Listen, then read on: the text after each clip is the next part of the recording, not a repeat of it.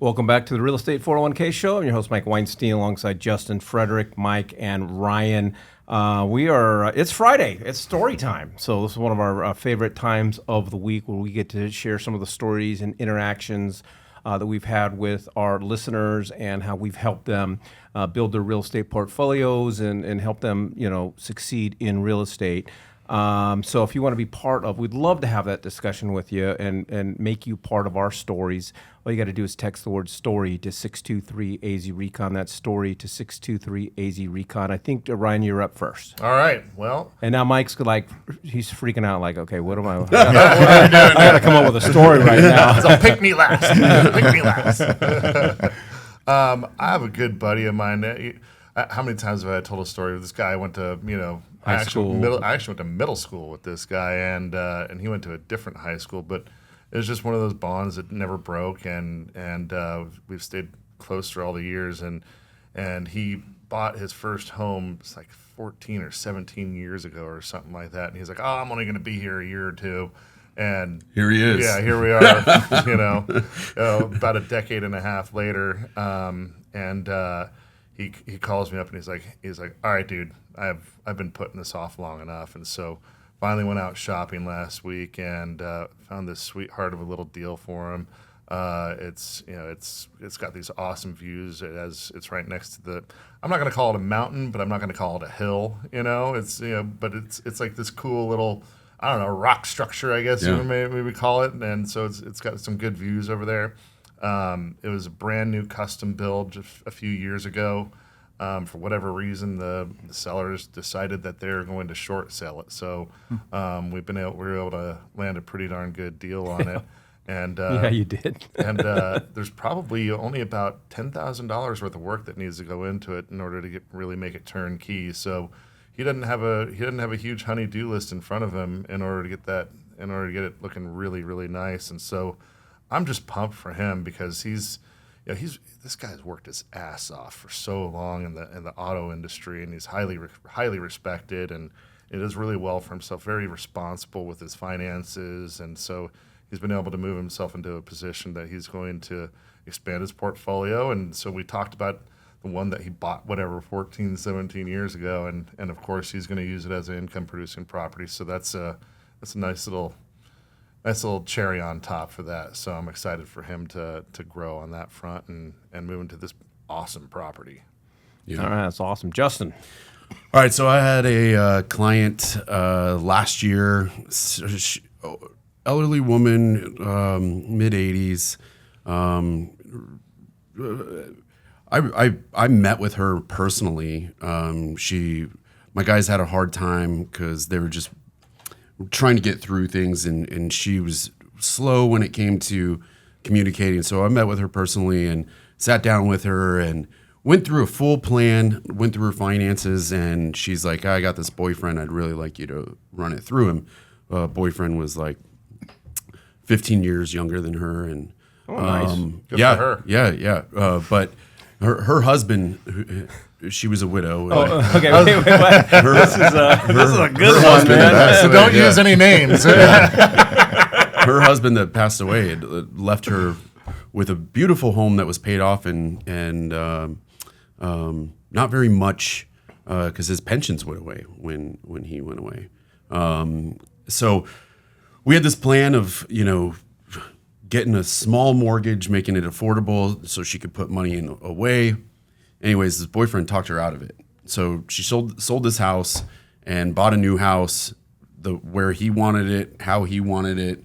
She put all of her money into it. She's almost at the point of bankruptcy. She got her home sold, and we went through this plan, and now boyfriend's gone.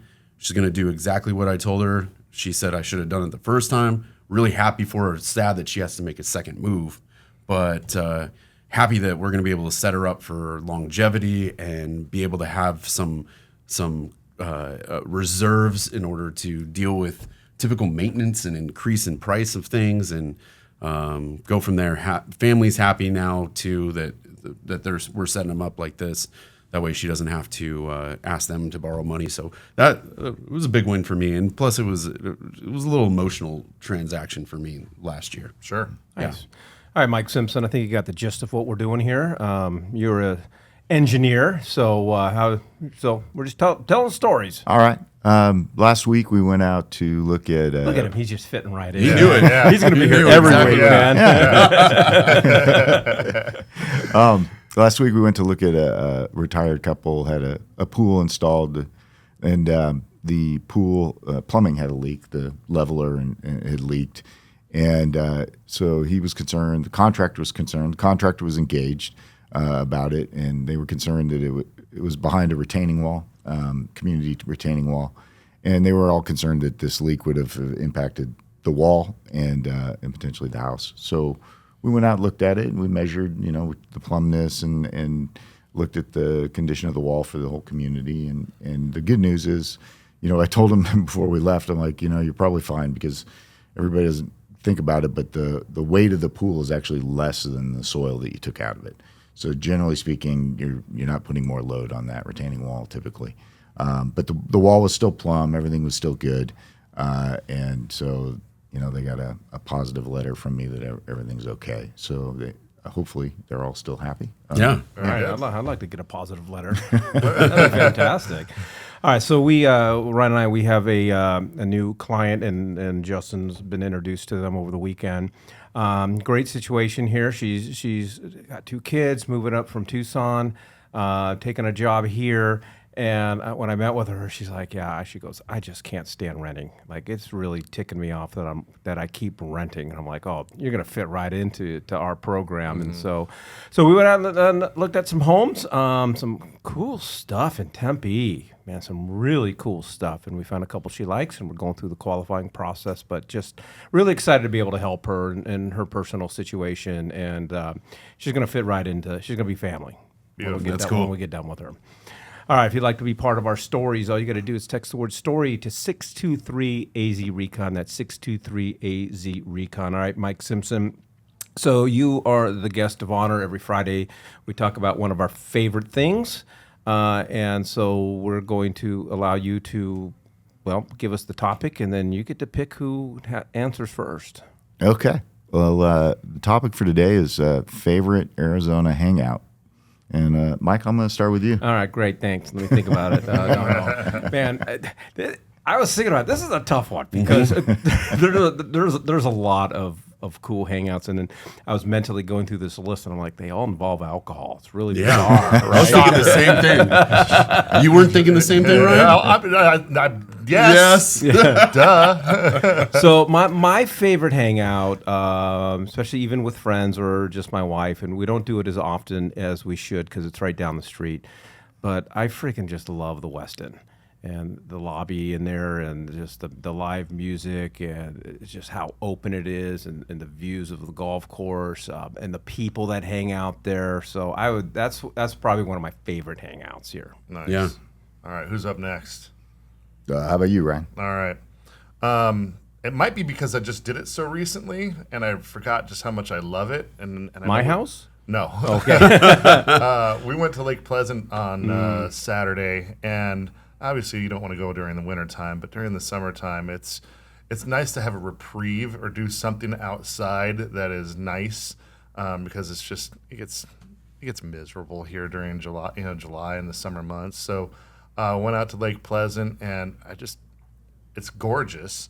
And on top of that, went out there with a buddy, and we tied up. He has one of those wake surfing boats, and so I didn't go wake surfing. I'd break my damn neck. But my son did, and it was just really cool to watch him go out there and have a good time. And I just forget how beautiful it is. And have you guys ever heard of a foil? I know I talked to you about it. Yeah. No. When I won't get into what it is, but when I was in Dallas over the 4th, I saw one for the first time. It was pretty damn cool. Yeah, they're badass. So it's an electronic surfboard. And, okay. Yeah. And so I've it seen just kind that. of has a down rod and then a prop at the bottom of it. And my son is all into that kind of stuff. Again, I'd break my neck if I tried to do that. But he, after about 15, 20 minutes of messing around on it, got right up and was cruising around the little cove in there. Loved it. Yeah, we did that for hours. So, Sure. it's fun being out there, cracking a cold one, and you know, kind of getting a reprieve because it's a lot cooler on the water, and then watching my son just having a ball. So I'd say that's probably my favorite thing to do. All right. Cool. Favorite Cool. hangout. I guess you're up, Justin. So I actually have two because I got young kids, so it makes it a little bit different when we have the kids. You know, wife and we really like the princess now. You know, Yeah. we experienced that about last year, and really like the pools there and the food. The service is incredible. The golf course, it's close to TPC. Really, just great location. Really nice to hang out there. Plus, we got a hookup there. But That's beyond your 2 mile radius. this is weird, dude. beyond my It's got to be 2 mile. really good. This going outside his 2 mile radius. This one's within it. Last weekend, one of my buddies asked me to take my kids to a bouncy place, and I'm like, okay. And he told me where it was at, 75th or 83rd and Bell Road, called Urban Air, and took my kids there. I love playing with my kids. I love being interactive with my kids and running around with them. But as we all know, you know, as I get older, I wear down a lot faster. So played with my kids for about an hour, bouncing around. There's little go-karts there, video games. And once I got worn out, I'm like, you know what? You guys run around. I'll make sure you don't go out the front door. There was a bar there with some TVs. Now and there we're was talking, some other right? parents there. All Chuck E. Cheese had to do. Me and my buddies sat down. We had a few drinks. Our kids are playing. We're watching them go by on the zip lines and everything. And my kids had a blast, and I had a great time. And I had a great time watching my kids smile and fly by. And yeah, it was great. And it was 3/4 of a mile from my house. So There you go. It was awesome. Mike? All right. Well, this weekend, I didn't even give it much thought, but this week, old fraternity brother got a hold of me. Probably because it was my birthday last week. Happy birthday. Happy birthday, buddy. So we decided to meet up. We hadn't seen each other in a couple of years, anyways. And I ended up, we met at the VIG over on Central, and really nice vibe, pretty chill. I liked it. VIG is really good. Yeah. We could do a whole topic on what's your favorite VIG, because Yeah. everyone is They're a different. little different. Yeah, Yeah. I do like there. You know, it's always still the VIG, but Yeah. there's always some type of different nuance Tweak. or whatever. Yeah. Yeah. So Good. that's Good topic. I'll go with that one. Yeah, that was a good one. Yeah. All righty. Well, if you'd like to be part of our stories or share what your favorite place to hang out is in Arizona, go ahead and text the word story to 623-AZ-RECON. That's story to 623-AZ-RECON, or just type the word story in the comments section.